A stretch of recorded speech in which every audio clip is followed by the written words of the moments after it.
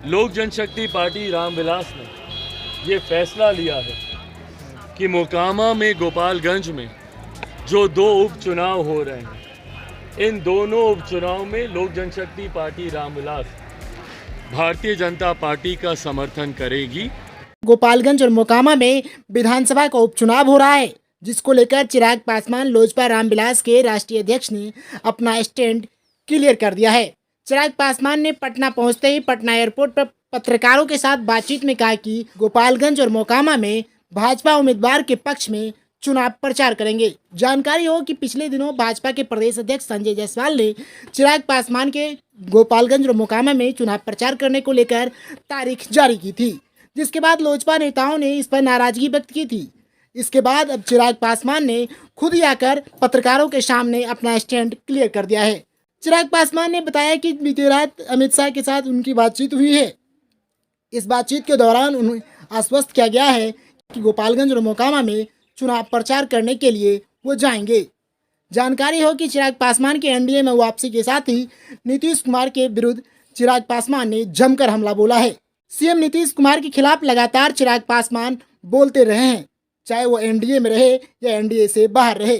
अब देखना होगा कि चिराग पासवान के मोकामा और गोपालगंज के रण में उतरते ही बिहार की राजनीतिक आबोहवा किस ओर बदलती है।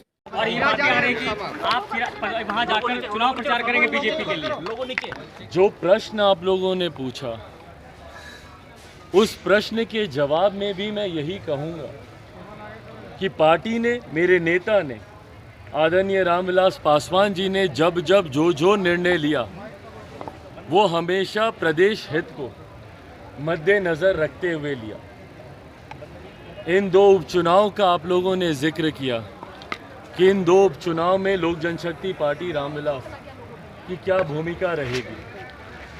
मैंने हमेशा से इस बात को कहा है कि बिहार और बिहारियों को बर्बाद करने में सबसे बड़ा अगर किसी का योगदान रहा है तो वो हमारे आज के मुख्यमंत्री नीतीश कुमार जी का ही रहा है। मैंने हमेशा से उनकी नीतियों का विरोध किया है, क्योंकि मैं नहीं मानता कि उनके पास कोई ऐसी नीति है जो मेरे प्रदेश को एक विकसित राज्य बने, ताकि मुख्यमंत्री नीतीश कुमार जी जिस मजबूती के साथ वो बिहार को बर्बाद कर रहे हैं, वो मजबूती उनको प्रदान हो। और आज भी लोक जनशक्ति पार्टी रामविलास ने ये फैसला लिया है कि मोकामा में गोपालगंज में जो दो उपचुनाव हो रहे हैं, इन दोनों उपचुनाव में लोक जनशक्ति पार्टी रामविलास भारतीय जनता पार्टी का समर्थन करेगी।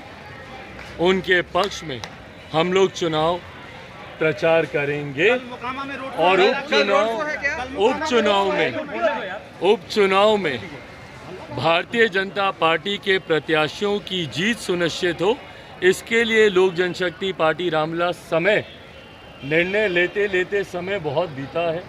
आप सब जानते हैं कि एक लंबे समय से ये बातचीत चल रही थी, आज से नहीं, लंबे समय से मेरी नित्यानंद राय जी से, केंद्रीय गृह राज्य मंत्री, उनसे बातचीत चल रही थी, भाजपा के कई शीर्ष नेताओं से बातचीत चल रही थी।